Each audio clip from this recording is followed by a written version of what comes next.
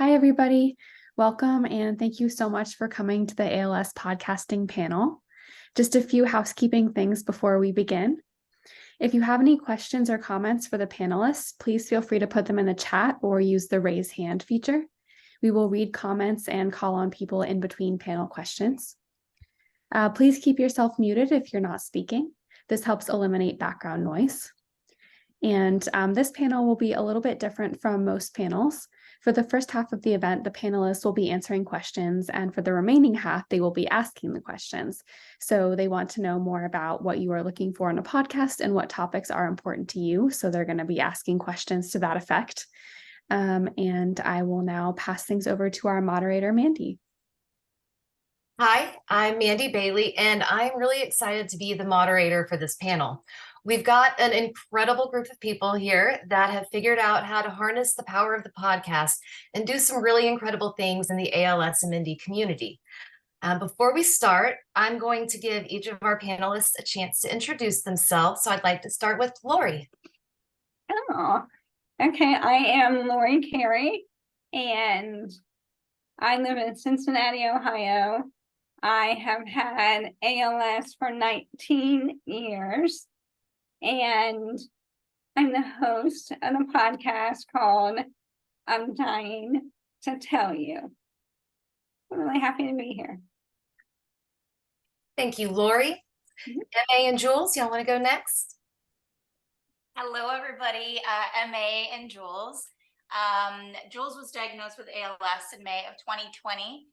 He's going to chime in a little bit, but he's pretty tired today. So I'll be doing most of the talking, which I usually have no problem with.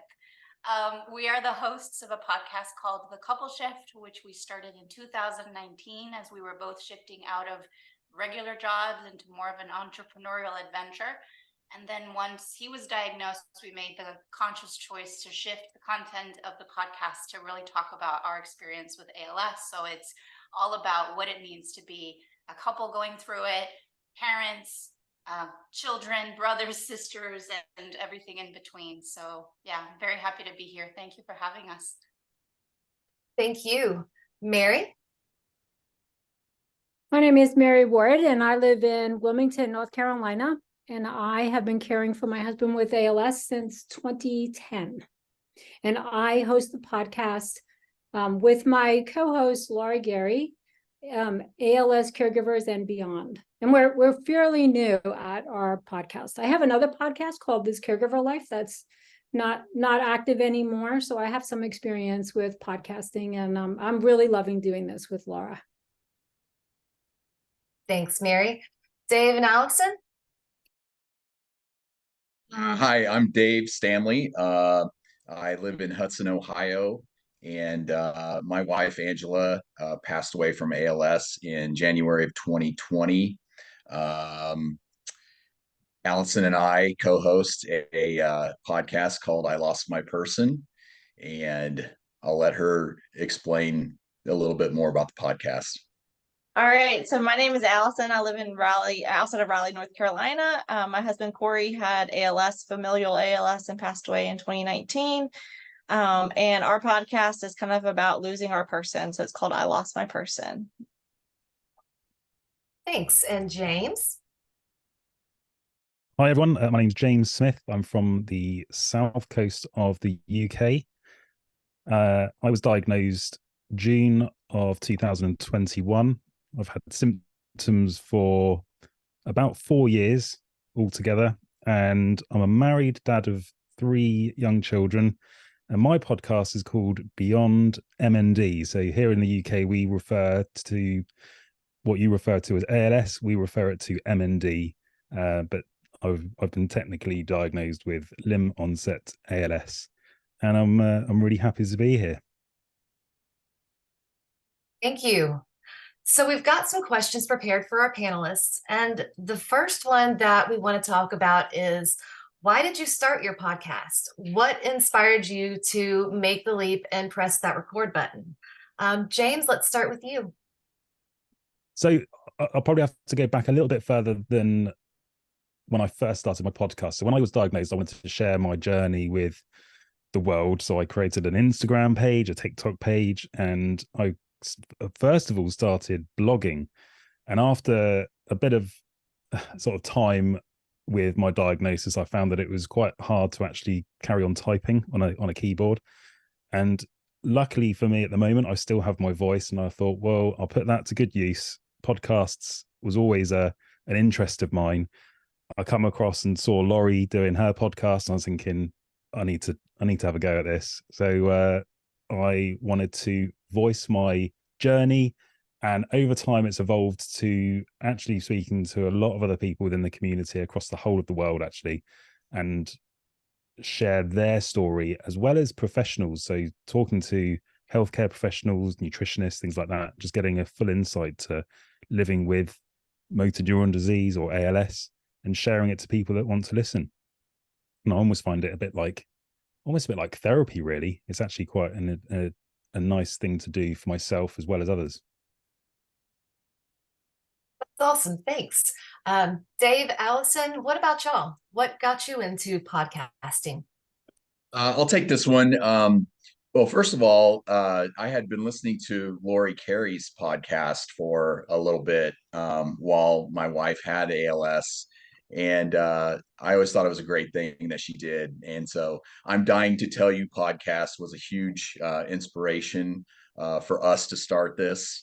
I always had an interest in podcasting, have a little bit of a creative background, and it always intrigued me. But when Alison and I met, she's the one that encouraged us to start this, and she was pretty much the catalyst that got us going. So, yeah, that's pretty much what our genesis was and how we got started. I love it. Alison, do you want to add anything in? I just add that, Dave started another podcast, not ALS related, first with a friend as kind of something fun to do. And I kind of got jealous, and I was like, okay, well, what can we talk about? And actually, I really enjoy it. It's very therapeutic. I love talking about ALS and talking about the community members, because I've never met a mean person that has ALS, and everybody has a story that I want to share. And it's just our way of giving back and trying to be advocates and continue to advocate, even though our person has passed away. So that's kind of why we started, is that I got jealous that he had a podcast with a friend. And so we started our own. I love that. You can't let him have all the fun. No. MA and Jules, tell me about y'all starting podcasting. Well, like I said earlier, we started in 2019 pre-ALS diagnosis, and I had been let go of my job, and I started as an entrepreneur and convinced him to also leave his job, which wasn't going well at the time. And so we dove into this new life together. And I'd always wanted to do a creative project with him. He had done a podcast with some friends about gaming back in the day, right? Almost 15 years ago. Yeah. So he loved the dynamic of doing podcasts and really hadn't done it since then. And I think in talking one day, we were like, oh, why don't we just try it out? And, it started as a little project that then just really bonded us and brought us together and gave us such a space to talk about different things. And then the day I remember, so crystal clear, after we spoke with the first neurologist that said, this is, it looks like this might be ALS. We came home in tears in the car, and he looked at me and he said, no matter what happens, I want to keep sharing. I want to keep sharing our story. And that was sort of a moment that for me, symbolically cemented that we would continue expressing and finding ways to tell the story, and it's been a space for us, this very sacred, beautiful space of getting to know each other better, of venting. It's been therapeutic. We're very honest and vulnerable, and have gotten even more so. It's become a very free place for us to just share. Is there anything you want to add? Well, one of the side benefits, if you will, since we started so long ago, my voice obviously has changed. But because I have those raw files of our talks between each other, I've been able to implement them into message banking that I use on my Toby. So it's a little surreal, but to hear myself again the way I used to sound is it's kind of nice.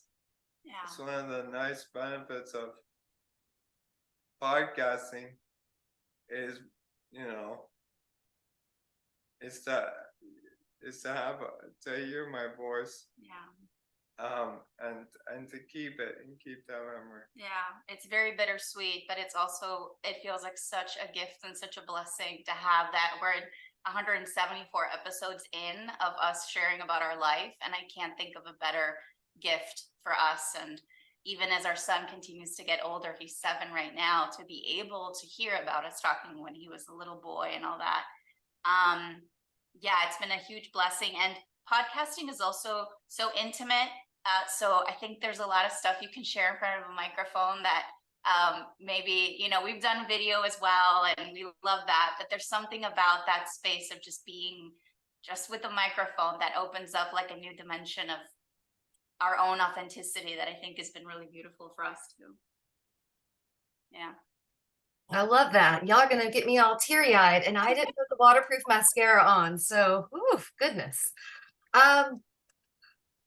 One thing that I've loved learning about all of your different podcasts is that each one of y'all has a different goal for your podcast. Mary, talk to me a little bit about what your goal is. So our goal, Laura and I talked about doing a podcast for about a year. Laura's husband, Tom, died in July of 2022. And we had tried it a few months after Tom had died, and it was too soon, too raw. And then sometime a couple months ago, we got to talking about sharing our story from both perspectives, as she is in the Beyond. She likes the Beyond better than Survivor. So that's where we went with ALS, Caregivers, and Beyond, because Beyond has a lot of possibilities. It's almost a positive way of thinking about what am I going to do now and how am I going to do that? And we talk a lot about that on our podcast. And I'm very interested in having other caregivers hear from me about the challenges that I face on a regular basis. We all have a different journey as caregivers. Our people with ALS have one person with ALS is one person with ALS, and it's the same thing with our caregiver challenges that we have every day. I'm always trying to find something to be grateful for every day, and so it's can be thin. Sometimes it's really grateful for, like, it's not raining today or something, but I'm always looking for some kind of gratitude that I can infuse into my day. But at the same time, really believe that to do this podcast in the most authentic way is to share also how I'm feeling on the hard days. And there's also a little bit of hard every single day. We become, like Marie said, very vulnerable. Like, we are surprised sometimes. We have said before we start our podcast, well, we check in with each other and see how each other is. And then we'll say, well, we're not going to talk about that. Okay. We're definitely not talking about that. And then before you know it, we've said some of those really hard things on our podcast. And in my mind, I mean, I could be wrong, but in my mind, I think maybe there's a caregiver or a survivor who's hearing what we're saying and feeling less alone as a result of that. And writing the story is a lot more difficult than it is sharing the story verbally. Writing the story with the written word is so challenging that it's impossible for me. I've tried. And so verbally, I'm able to share it. And I think storytelling is a really great way to bring us together as not just us as a community, but many, many communities. But this is our community, and I love all of us in it. And I love that we're all of our podcasters here are willing to share their stories and have people feel less by themselves in this big world. I love that. Thank you, Mary. Lorri, talk to me about the goals of your podcast. Yeah, primarily when I started in 2020, the goal was to share stories of inspiration that have lifted me up over the years. So I've had ALS for 19 years.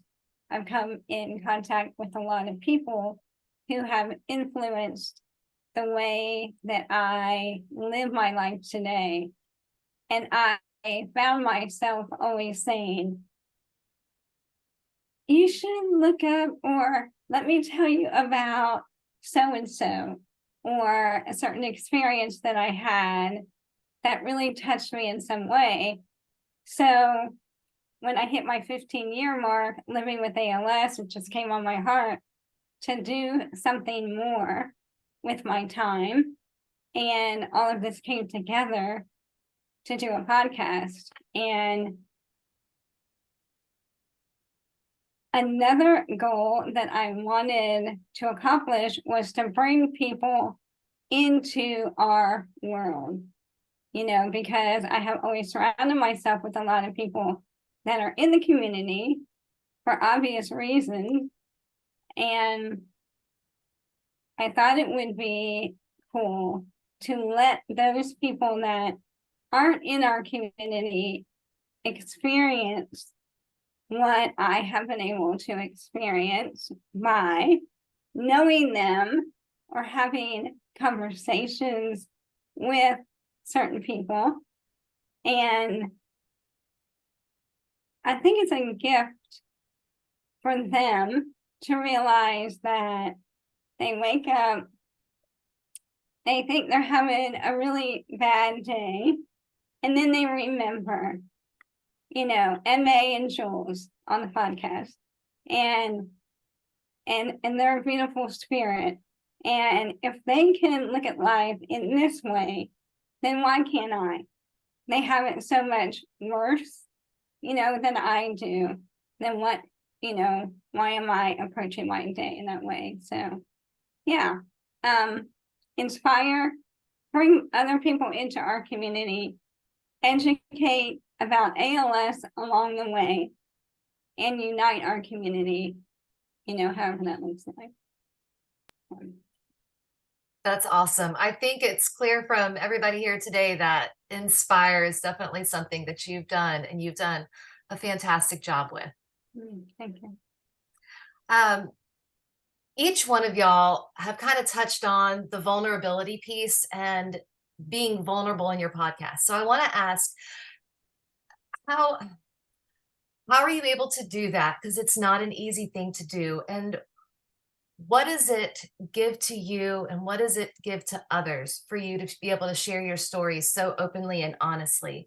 Mary, I'll go back to you with this one. Okay, good. Well, I touched a little bit on that with my answer just a few minutes ago.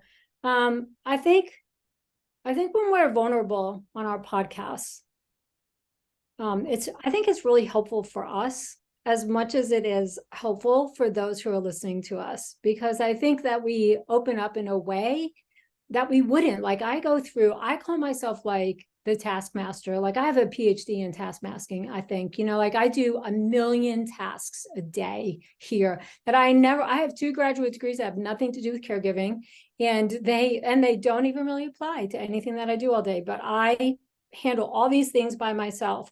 And I have a lot of feelings throughout the day, you know, while I'm doing these things. And some of them I'm not really like happy about, like that I'm doing these tasks. And that's kind of like one of the things about caregiving that we really don't talk about. And I think it's important. That's where the vulnerability is, right? Like we just recently learned that Tom's respiratory muscles are so great. And I'm so happy for him. But he's got a lot of other things that are going on. He's at this for 13 and a half years, and his respiratory is good. And like, there's a little tiny part of me that is kind of thinking, wow, this could really go on a lot longer. And I'm 63 years old. Like, what does that look like for me? I think that's a very real and human thing to feel. And if I'm willing to share that on my podcast, you know, maybe that helps other people as well think it's okay I'm not going to act on it or anything. I'm going to work with it. That's what I do, is I work with it. And I think that we share how we work through things together on our podcast. And that's vulnerable. We go to some really deep, vulnerable places at times on our podcast. I think it's tough to do it. I didn't share with anybody else except for on my podcast. So with however many people were listening at that particular time, that I just started going to therapy myself because of these big feels. And that's pretty vulnerable to share that. I mean, we can keep that really private and nobody would hold that against us. But if one other person decides, well, Mary Ward did that, she's going to therapy and she sounds pretty good, I'm going to do that too. And it's been an amazing change for me. So I think vulnerability is good, it's powerful, and it's not easy to do at all. Thank you. Lorri, how about you? Did I sign up for this question? I only say that because I've been doing this is my 4th season, so I'm in my 4th year. And I am still working on that. However, I understand how important and valuable it is. So Mary, I definitely applaud you and everyone else. I feel like because I like to focus on other people, it's a lot easier. And I like to invite them to be vulnerable and for them to be comfortable. So I think I'm getting good at that. What I'm not getting good at is myself. And if you scroll through my 87 episodes, you'll see there's only a few that I am alone because I like the comfort of someone else and like asking them questions. But I agree that is what everyone wants to hear and see, is that they are not alone. And at the end of every episode, I say, you are loved and not alone. And like everyone wants to know that they are not the only one. And that they are, not wrong and not judged and all that. And that there are other people in the same situation that they can go to if they want. And I think that's kind of the basis for our whole ALS community. And most people do it really good. Yeah. Lorri, I get that completely. That's why I like being a moderator and not a panelist, because I'm not the one in the hot seat. So I get that. Yeah. Hey, and Jules, do you want to go next? Yeah. I'd love to hear your take on it.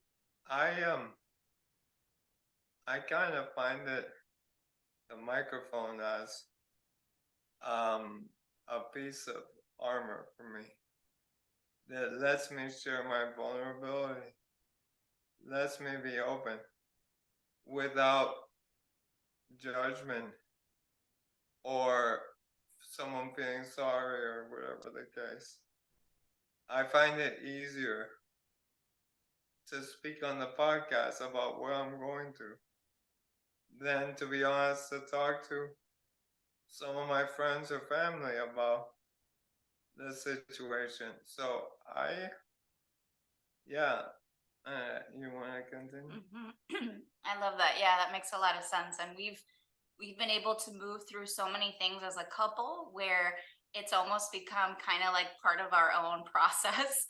And we'll discuss it in the podcast, or it'll just come up organically. And then on the other end, it's like a pressure valve is released. I think just in general, most human beings are walking around so guarded, wearing so many masks, pretending to please and do things the way we think everybody else wants to see them and hear them, that it is rare that we give ourselves that which I think is the ultimate gift of freedom, which is speaking your truth in a way that, specifically when it comes to our feelings. And so I hold the idea of leaning myself closer to vulnerability and authenticity and rawness as a cornerstone of my own growth as a human. And it's been a journey, and you can even hear it in my voice and in the things I've said from like way at the beginning, where I was much more self-conscious about saying a certain thing, or who am I going to piss off, or who might I hurt, or whatever. And it's ultimately, I know that everything that I share comes from a pure place of my own thoughts and beliefs, and the love that I hold for my husband and for, you know, everybody that surrounds me, and the belief that I have that as humans, we are so grand and so full of just like magic and possibility and wonder. So it's a big act of trusting ourselves. And when you do something like a podcast or a written blog or anything that where you put yourself, Instagram, or you lean closer to sharing your truth, it's like any muscle, right? That you know, that over time it becomes stronger. And I'm even hearing muscle, and I'm, you know, what are we talking about? ALS, muscle, voice, like you're literally becoming, I think it's a beautiful space to become better at something when ALS feels like it takes so much from you. And so when you see it that way, it can actually propel you into like this place of creativity and forward momentum when things around you feel so dire. So that to me is something to aspire to in a world where every little light bulb seems like it's, you know, dimming at different rates for all of us, but that's what it feels like. So yeah. I love that. Thank you. We've talked about what we think our podcasts or y'all's podcasts give to other people. It gives them a sense of not being alone, that sense of community. But what does podcasting give to you guys?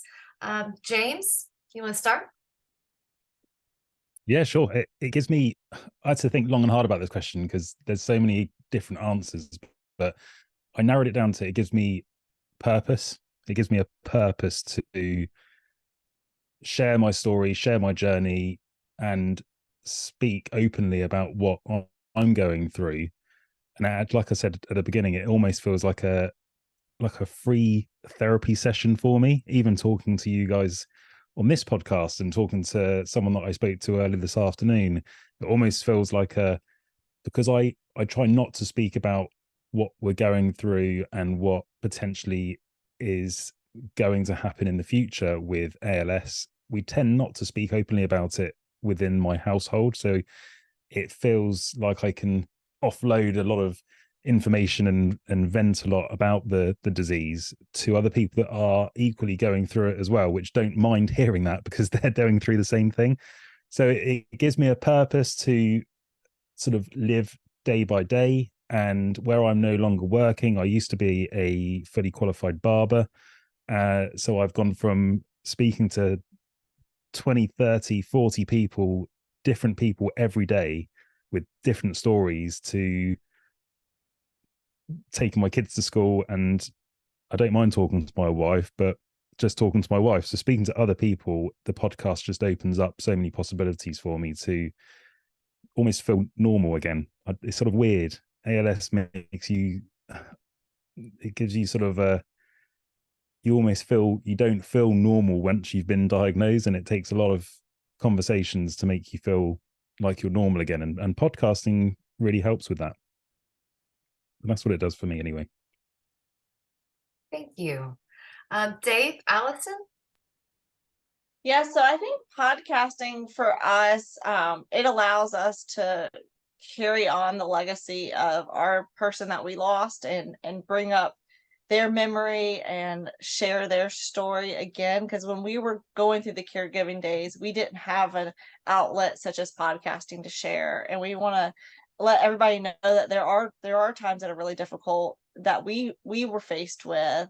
And not only that, but our person, they were amazing humans, not only just our person, but we want to talk about other people's persons or people that are dealing with it now.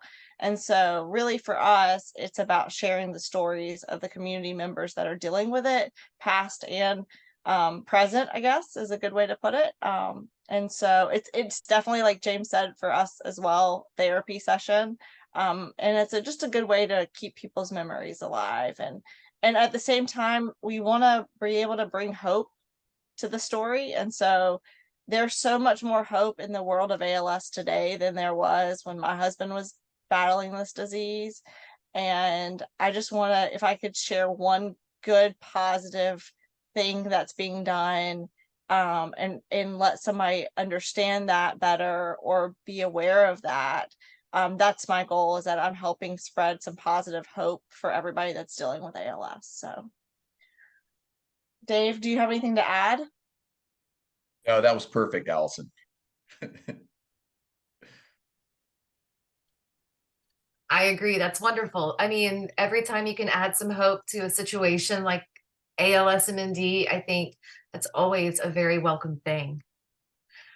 Mary, I'd like to ask you if there is something that you would want people to know about podcasting in the ALS space, because you've had a couple of different podcasts out there. What would you want people to know? Well, I think ALS is different than other, other different things that people have in the world. It's, we have such a great group of people. They're the nicest people ever in this world that we live in with our ALS community. And it's like tragically beautiful, but it's hard to talk about that in the non-ALS space. That's what I found with my other podcast, this Caregiver Life. And just to back up a little bit, I cared for my husband who had encephalitis, a brain infection, since 1993, though I don't think people would say, yes, you're a caregiver. I was 33 years old. He was 38 years old. It was life-changing for us. He was never able to go back to work, and he learned how to paint soon after that. Of course, there was no podcast. There was not even really an internet that we could use. There was like the old-fashioned dial-up phone that we used, and it was just a very different kind of caregiving. Like there was a moving forward kind of thing. I was finishing school, raising my children. It was busy.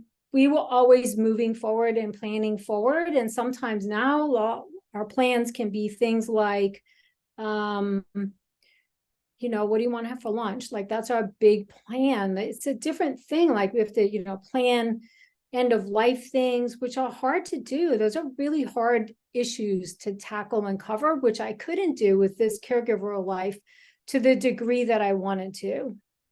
I think we can talk about that more in the ALS lane with our podcasts. I would love to see more people have podcasts about ALS. I think that there's so many different voices that can enter into this conversation with podcasting. So I don't know, did I answer your question here? What do I want other people to know? I want other people to know that it's not always easy to talk about ALS and not even really know who you're talking to, but it's not only just rewarding, I think it really honors our people who have ALS in one of the best ways that I've found.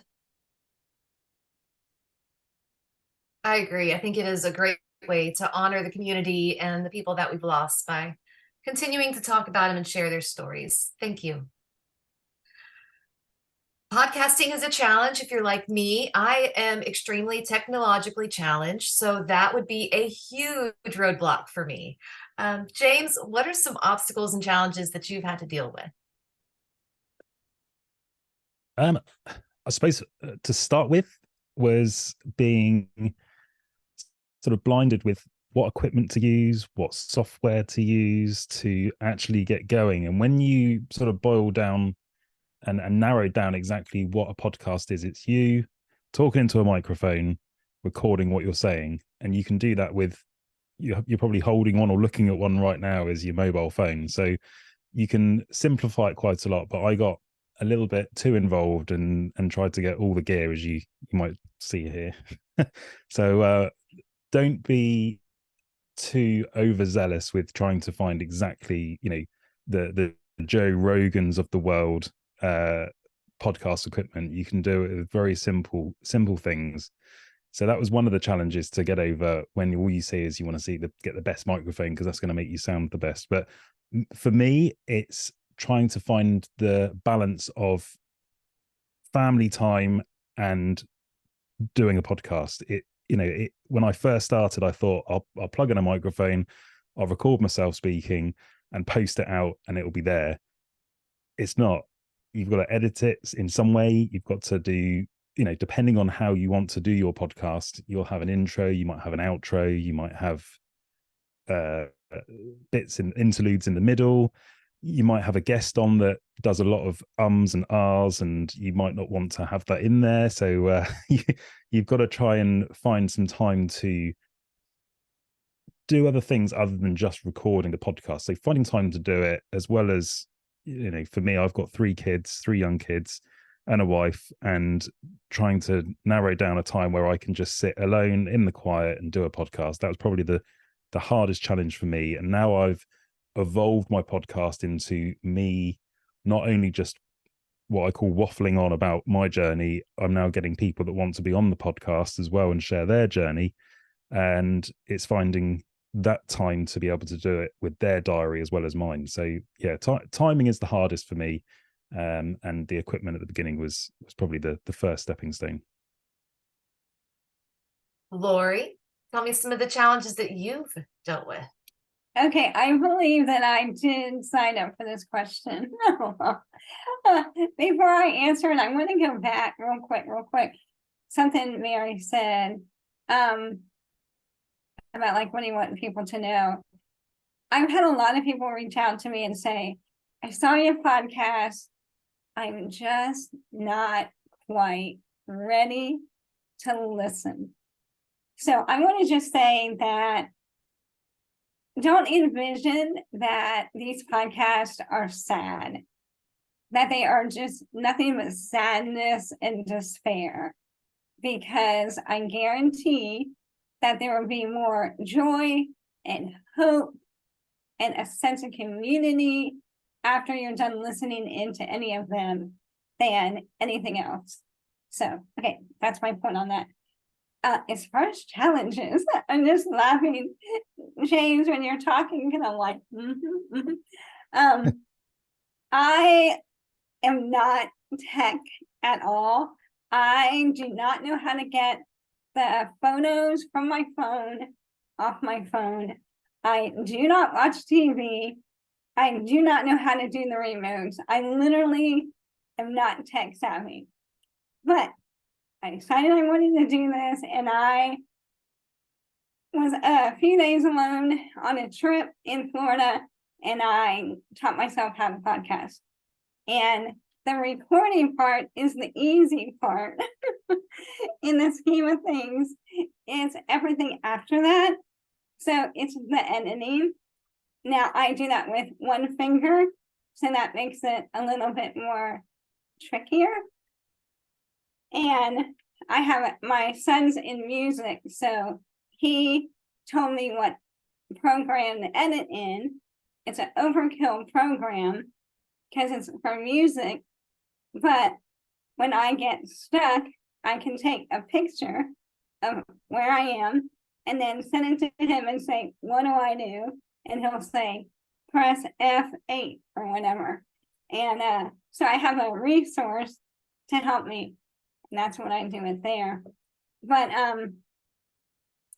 I have to agree that time, is the biggest challenge, because after you edit it and you get it out there, then you want to promote it and you want to share it because you're so excited about the message that you or your guest have put out there, that you want to share it with other people. And you want to bring people into the podcast community and let them, again, experience what other people are experiencing. And it's not hard, it just takes a lot of time.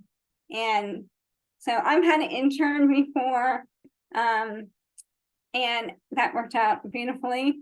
But honestly, I haven't had time to go get another intern, so when I stop and I do that, that'll be helpful. But yeah, it's a lot of fun until, the time keeps adding up, so. Thank you. I want to open it up now to any questions that anybody in the audience might have, or even if our podcasters have questions for each other. Feel free to raise your hand, feel free to put them in the chat, and we will make sure they get answered. So, what questions do y'all have?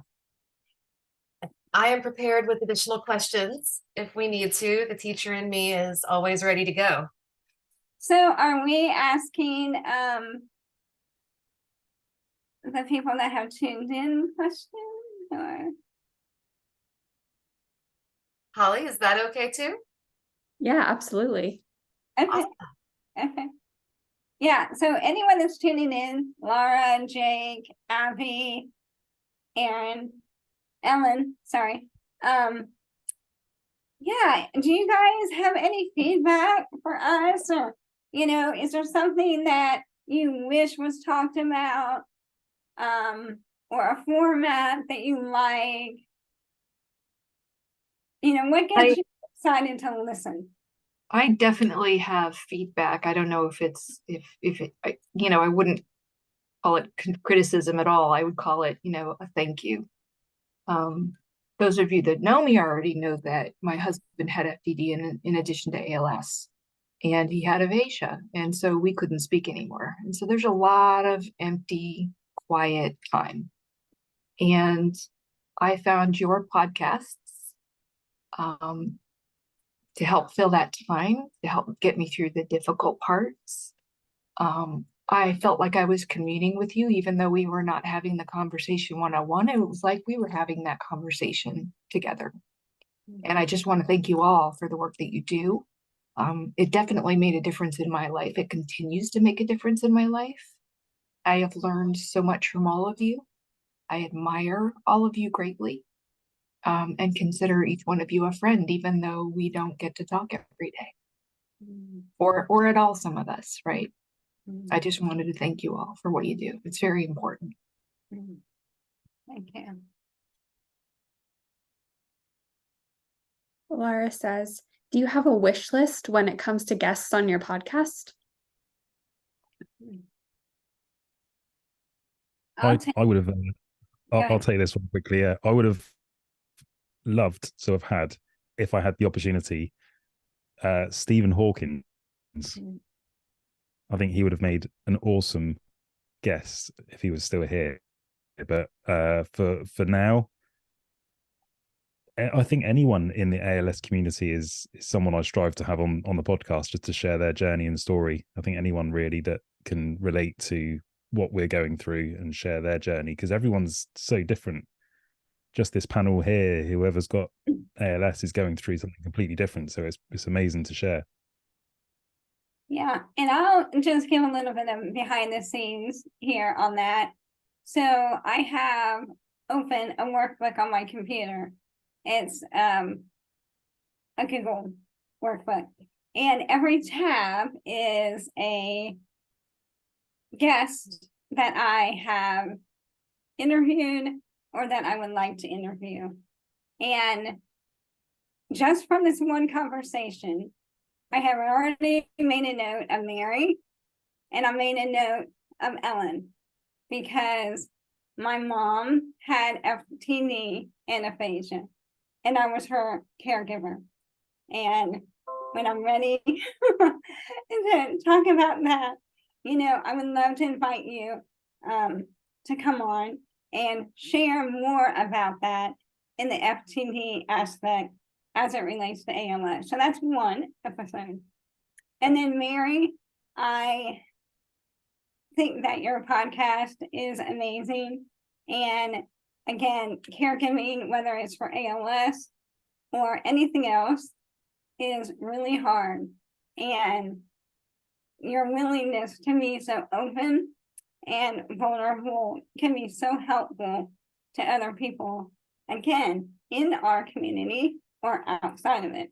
And so I made a note of that to ask you as well to be a guest. So when you ask about wish list, Lara, in the beginning, I had Mitch Album on there because I wanted to talk to him about Tuesdays with Lorri, and I've been able to talk to him. Other than that, it's like what touches my heart at that moment And that's how I, kind of go about it. So. Well, I have a message from Laura here. Laura's at work listening to us. So so she sent me a message. Her wish list is to have any elected official, or and like, this is big, the secretary of the VA. Her husband is a veteran as well. And Laura and I have done a lot of advocacy like Mandy has in the veteran space, and it is not easy with that bureaucracy. So secretary of the VA is who she would like to have. Who would I like to have? I would like to have, I think I would love to have people from the FDA on our podcast, so we could ask them and have them be willing to answer like questions, like be vulnerable and answer questions with us. So that's really a wish list, though.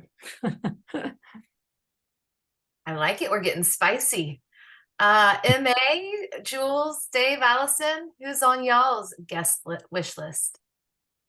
Well, we got to actually got to speak with Conan O'Brien, because one of the things that helps me, because the days are tough, and so sometimes you just gotta laugh, and comedy has always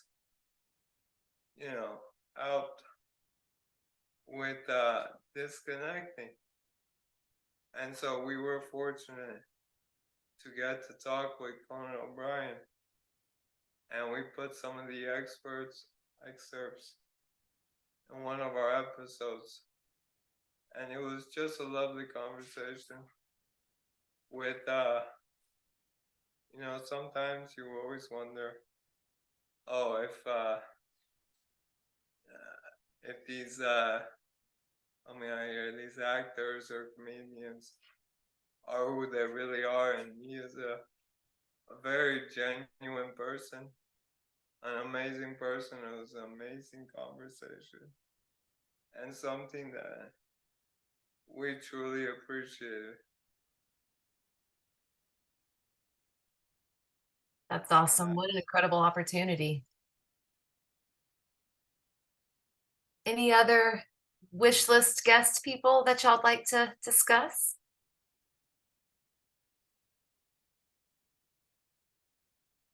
Wait, I have another one too. I feel like I would like to have Mel Robbins come on. I've just gone on a run of listening to many of her podcasts, and there's some of them, like I'm working out and I'm listening to her and I'm like, yes, that's so right. That's exactly how I feel like right now.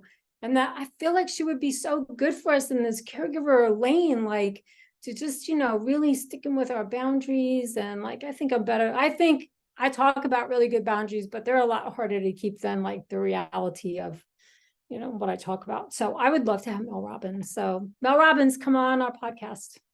Come on to everybody's podcast here, because we probably all could ask you lots of great questions. Laura says, yes, loving her. What is the name of her podcast, just in case anyone wants to listen? Mel Robbins. Oh, that's what it's called? Yeah, just look up. Okay. I'll look it up while we're doing this. Cool. Pretty sure it's just Mel Robbins. Yeah, the Mel Robbins podcast. Awesome. I actually have a question for you guys. Sorry to spring this on you. Do you have a favorite episode you've done, or a favorite guest, or a favorite memory from one of the episodes you've done? I'll jump on that. Early on, I interviewed my first very young guest. She was 10 years old, and I was so nervous to interview this 10-year-old. I don't know why. Like, I don't know if maybe I had no idea what I was going to get for her or whatever. She was diagnosed with ALS at 7. And I asked her, you know, what advice she had to people outside of our community. And she would say, like, just treat everyone the same, you know, whether they're in a wheelchair or they're using a walker. She just, you know, it was like, I know you with young children can relate. She was just so honest and obvious, like, just be kind to each other. And I was really so happy to have that conversation with her because everything she said was spot on. And, you know, I was so nervous in what she would say. And it ended up being one of the most special conversations because it was just putting it out there as simple as it should be, you know, how to live a life. So, Kennedy Arnie from Michigan. Kennedy Arnie. Yeah. That's awesome. That's awesome. Who else would like to share some of their favorite moments and memories from their podcasts? We wanted to share, Jules just reminded me of early on, this was a couple years ago, we had a couple, Taylor and Chris, and Chris was using a Toby, so we had him with the Toby on, and we went on, we specifically did like a whole month or a couple of months where we interviewed other couples. And most of the podcasts we do just us, but we've had some guests before. And it was really powerful because they were, of course, further along in the journey. So it was hard to absolutely beautiful to chat with them, and also challenging, and really stands out. And it's a couple that we ended up, you know, on a trip to Los Angeles, ended up meeting with them, going to a comedy show, and it was really profound in that experience. And that also brings me, I think, a lot about that example and others who might aspire to podcast, who currently are ALS warriors or they're caregivers, but podcasting is something that might seem intimidating. And I just want to remind everybody that the sort of barrier of entry to do podcasting is I think easier than ever. There are some beautiful apps on the phone where you can literally just turn it on, record yourself, and go. You don't need any of the fancy equipment. We are techies, so we love the idea of getting things, but we've also simplified our podcast greatly. We used to have an intro and outro. We did away with that. He used to edit everything. We did away with that. We just turn the mic and go, and it makes for great conversation. And even as you think about, I think it's important that, you know, we understand that we might have all these expectations about what something is supposed to look like or sound like, but really what's most important is sharing your story. So even those that are using devices to support with their speech, why not? Like, we can also break the mold when it comes to how people are used to receiving the information. And so not let that be something that detracts you, but rather something that encourages you to show the world, like Lorri was saying, to show the world and open them up to us, and more stories and more of that power, just to continue rippling on, so that it doesn't have to stop because of the really challenging limitations. I'm never going to sugarcoat that, but we can always find ways to continue doing it when you really believe in it and have that purpose. So I think that's important for all of us to remind everybody of, who might be desiring to do the same thing maybe.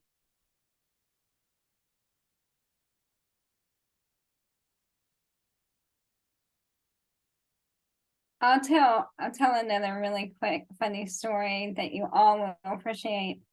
So John Driscoll Hopkins in the Zach Brown band has ALS.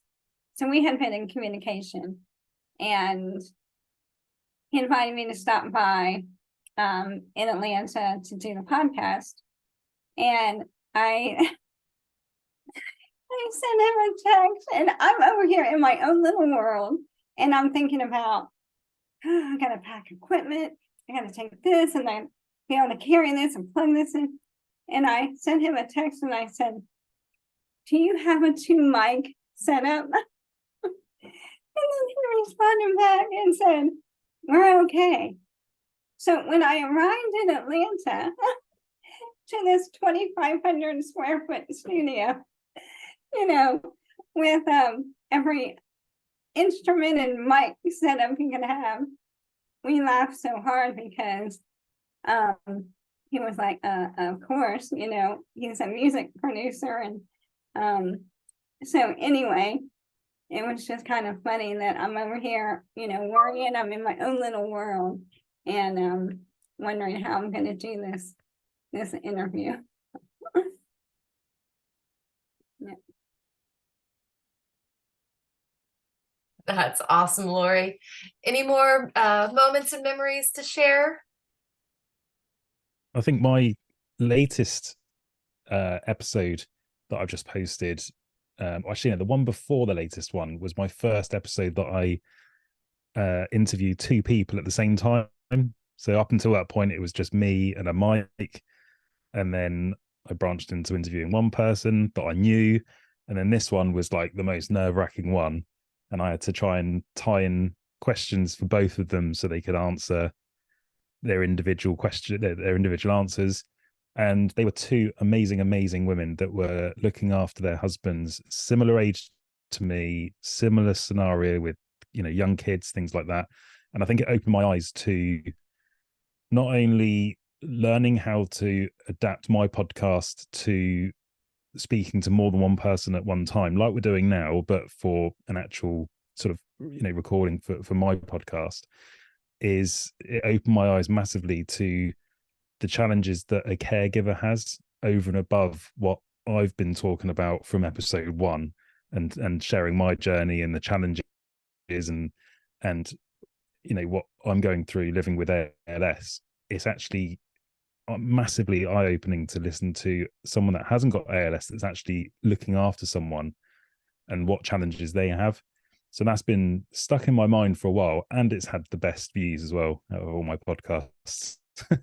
Where maybe that's because there's 2 people on the episode, I don't know, and they're sharing it on Instagram and things like that. So but yeah, that's probably one of the ones that touched me the most, apart from all the other ones that I'm hopefully going to do as well. I have a follow-up question for you, James, which is, would you ever interview your wife as a guest? Oh, that's a tough one. Do you know what? We have thought about it. I'd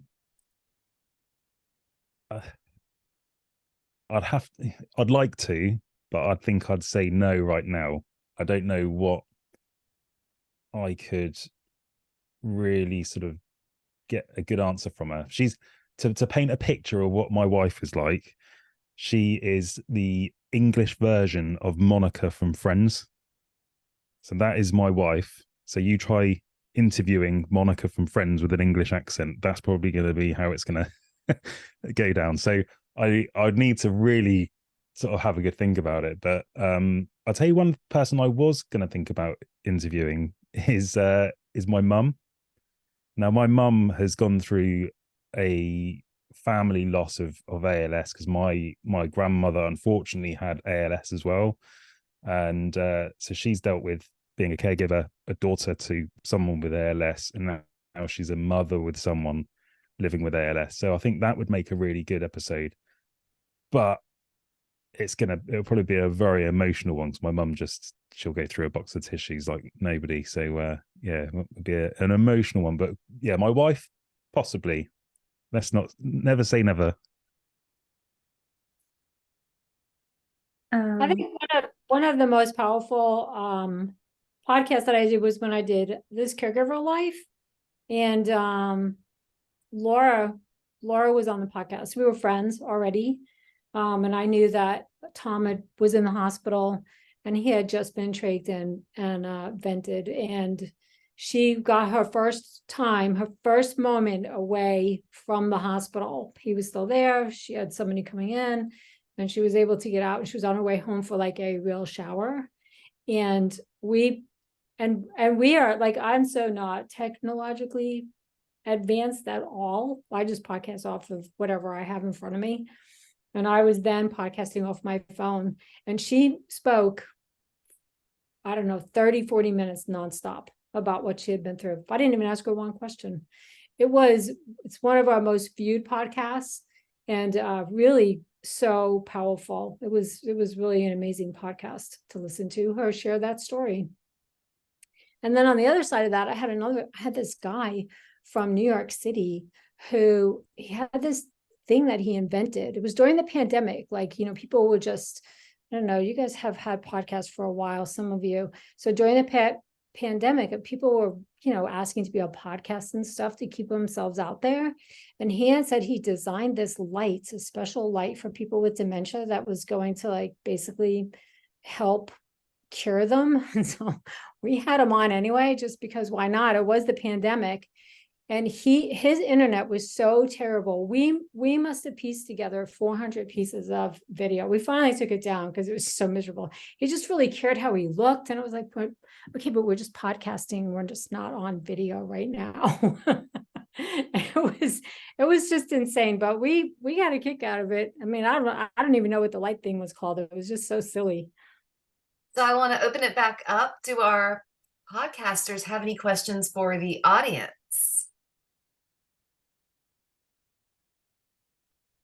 I got one. All right.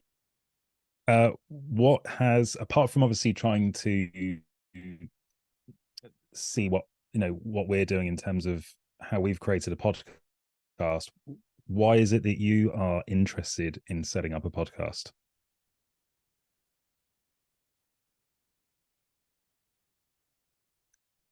Silence.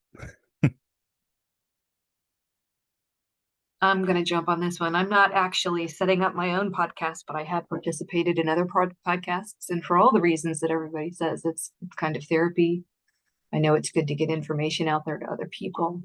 I think it's great to get emotions out or information out, or just to let other people know that they're not alone. I think that's very important. I also, part of my advocacy is making sure, like Lorri, that I get this information out to not just the ALS community. I'm trying very hard to work to get everybody to understand what these diseases do to people. It's not something. I took part in the ALS Ice Bucket Challenge, and I didn't come away from that knowing anything more about ALS than I did when I started it, right? So I have this meta vision that once people understand what patients and caregivers are going through and they care about it, that they're going to do something different about it, that we're going to be able to ask, our legislators for more. We're going to know what to ask for. We're going to know what to push for. We're going to know what to fight for. Right now, nobody really has a clue what is necessary. Those of us in the community know. We're banging the drum in our own community, but I want everybody to know what it is. So that's kind of my goal. Amazing. I think one of the things I really love about all of our podcasts is the diversity of all of our podcasts, the different perspectives that we each bring to the podcast and to our audience that they can hear. Lorri's, I'm dying to tell you, I don't, my husband doesn't really listen to podcasts, but I think he would really enjoy yours. Though he is pretty funny. You should ask him to be a guest on your podcast. He is actually a very funny guy. I was going to say, I'd like to hear him on your podcast. I'd like to hear the two of you together because you're a hoot. We are pretty funny. When I can get him spontaneously on video, he's like great. He just like moved my big 50-pounder dog food with his wheelchair. And, he's pretty snappy with his responses. And Lara and I laugh a lot on our podcast too. Like we tell a hard story and then we have a pretty good laugh. Like Lorri said, it's not all doom and gloom. Tom's favorite thing lately, I don't know if I could get him to see this though on a podcast. He might be too quiet to see it, but he like explains, we've had, our meetings with doctors and our investment people and stuff. And the investment people are so nice. They're like, when you pass, we want to make sure everything's taken care of. And Tom, for you all don't know, he was in the Marine Corps. And he says to him, well, I won't use all the language he used, but he says to him, come on, don't use that word pass, just say when I croak. And they like don't even know what to do. It's like they're like sinking in their chairs, like, did he just say that? And then he makes them say it every time they say past. He's so funny. But I don't know. Maybe if I sat with him with the pot, I don't know if he would do it for me. He might do it for Laura. He might answer Laura's questions if I sat with him. Somehow when he thinks there's an audience, he's just done. Well, maybe you just set it up so that there's just the three of you and you're just chatting and he doesn't necessarily know, and you have your questions prepped. He doesn't know that he's being grilled. It's just, Laura misses you. Let's sit down and chat.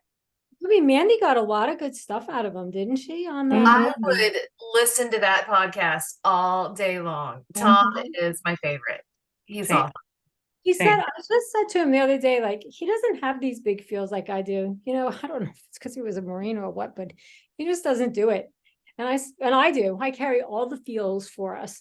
And I said to him, I really miss like when we planned things, like when we went and I started my own little business and stuff, and it's cool and I love it. And I'm always planning little things for it that I'm doing and growing. And we plan a little bit of the podcast. We're pretty spontaneous too, though. But like for us, like us as a couple, like I really miss that we're not planning that, because like we're living our rainy day right now. And he said to me, yes, but you just have to think about it like this. With every beat of your heart, you're living in the future. And I was like, you suck for being so good at those things, for saying all the like right things. Like he's just think about it like that and you'll be okay. And I was like, okay. So I wrote it down on a napkin because I'll never remember what he said. So with every beat of your heart, you're living in the future. And our heartbeats right now are our present. And the one we just had is our past. So the next one is our future. In the chat, Lara says, well, and your humor is dark and only others in this space get it and laugh, and not the look you typically get when you tell someone about a terminal disease or death. Podcasting is our way to help normalize the big feelings that come with this ALS journey. I'll throw another question out if we've got time. Yeah, go ahead. I've just checked my phone actually. I've just had confirmation of a guest on my podcast, and I'm wanting some advice, and it might have to be a question, or you might have to answer it for me, like through Instagram or email or something like that. But I've just had confirmation from a top neuroscientist that is in Edinburgh in Scotland, who created a trial here in the UK, and she has agreed to be on my podcast to share where they started this trial from. That's the biggest trial here in the UK for specifically motor neuron disease. And I'm well out of my depth now. I don't know where I'm going to start, because I'm going to have so many people asking questions. When's there going to be a cure, and they're going to obviously want that answer. Where would you start with that? I think Anyone? I personally would start with the journey to where she is today. And so there's probably been a long time in that process of getting that trial started. And so start focusing on how much time it's taken to get where they are today, and then what the goals are for the immediate next 6 months to 2 years, maybe, or 1 year. And because everybody's going to ask the question, will this be a cure? And we know that not one thing's going to cure ALS, right? And so I think I would start on the history of it, is where I would start. Okay, good shout. Okay, thank you for that. I should make a good episode, though, I think. No, but that's awesome. And I would maybe even get some listener questions beforehand, if there's a way for you to do that, to try to speak to things that your listeners want to hear from the interview. That might be another good way. I set up I set up a Facebook support group. So I'll probably put some questions out on that and see if people have anything specific. But you know what's going to happen. They're going to be like, when is there a cure? What's going to? So Yeah. I'll have to sort of through them. But yeah, that's a I good would shout. also Start with the be history. Yes. I'd be interested in hearing where the hurdles have been. Like, what have been the biggest challenges for her as the trial is going, and what are the concerns of the trial finishing? Because the trial, you know, a trial is a trial. So I was actually on this trial, and how I started having a conversation with her was through Twitter or X, whatever it's called now. And I think I was venting because I was taken off that trial. They dropped one of the drugs that were on it, and I was unfortunately on one of those drugs. So I vented on Twitter, and she contacted me just to explain what the scenario is. And then she was like, "I'd love to be on your podcast." I was like, "Oh my God, this is like royalty." So it's quite a nice little email to get, actually. And Good timing. James, I wouldn't be afraid to ask her, like, you know, what gives her hope that a cure will come soon, or you know, or you could ask her that question. I know many people want to ask you, or probably do ask you, what your thoughts are when, you know, how long is this going to take? How close are we? Well, I'd just like to Awesome. throw out there too that this is an opportunity to educate her and other scientists as well. You know, we just went What do through you a say to pretty them we when just you're had a asked that pretty question? dramatic trial, you know, here that failed and really was a big bombshell in the community. And we all question ourselves as to whether or not the people who designed the trial or who are working on the drugs even understand what that does to our community. So, you know, you might design some questions around that are open-ended in a way for her to respond to you, to make sure that they actually understand the impact here. Definitely. Amazing. Thank you, guys. Thank you for that. We've got about 5 minutes left for the end of the panel.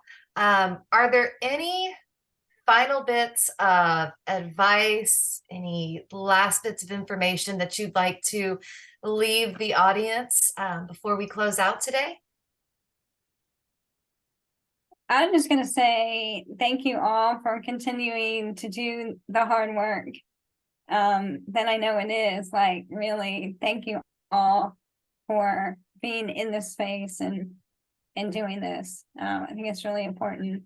And Dave and Alison, I still continue to root you guys on, because I feel like your podcast is such a niche that is really cool for people that have lost their person to ALS or anything else. So I just really, really want you guys to keep at it. I think it's amazing. And again, such a niche that people need. So thank you, Lorri. Thank you for saying that, Lorri. It means a Oh, lot. I agree with Lorri too. It really is, and it gives it's a lot more than just talking about sad things all the time. You guys tell great stories about the person that you lost, and I love listening to your podcast as well.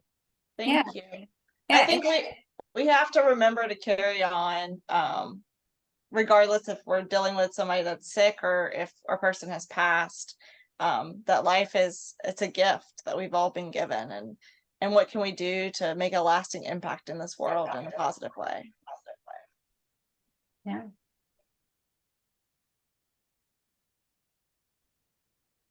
On behalf of Jules and I just want to say thank you.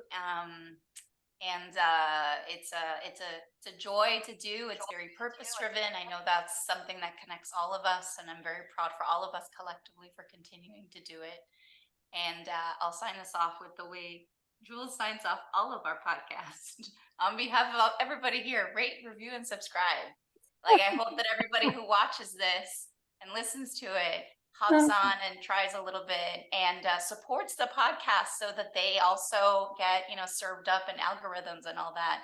that's not the most important thing. I think the most important thing is just sharing our voice and having that space and continuing to build community, but also giving ourselves that opportunity to really support each other and elevate each other collectively will, of course, help our voices expand. So rate, review, and subscribe. Yeah, that's a good one. I love your podcast too. I listen to everybody's. And for people who are listening to podcasts, you can listen to them and pause them and go back to them. It's really a great tool for a podcast. You can keep dipping back in and listening to them. Well, my kids taught me that they listen to me on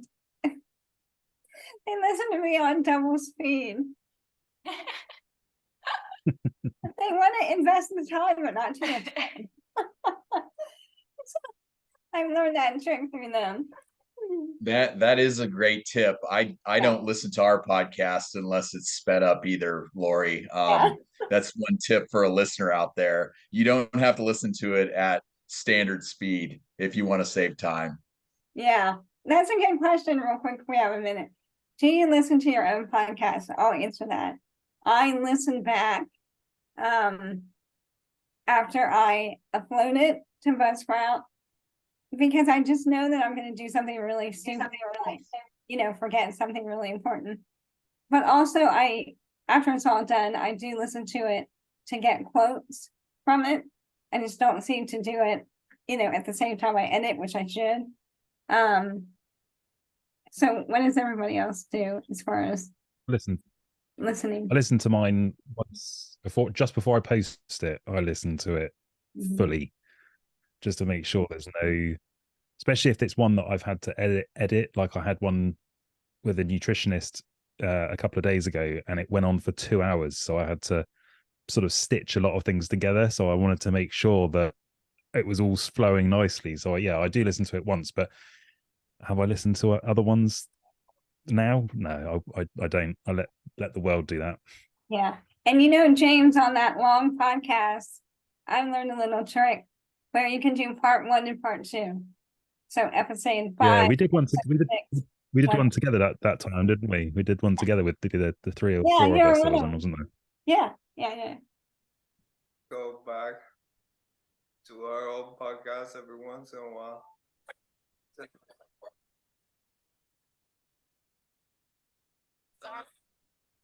Sorry about that. Anyways, I go back. I already said this, but for messages, so I can put my message banking. It's just it's always a nice surprise.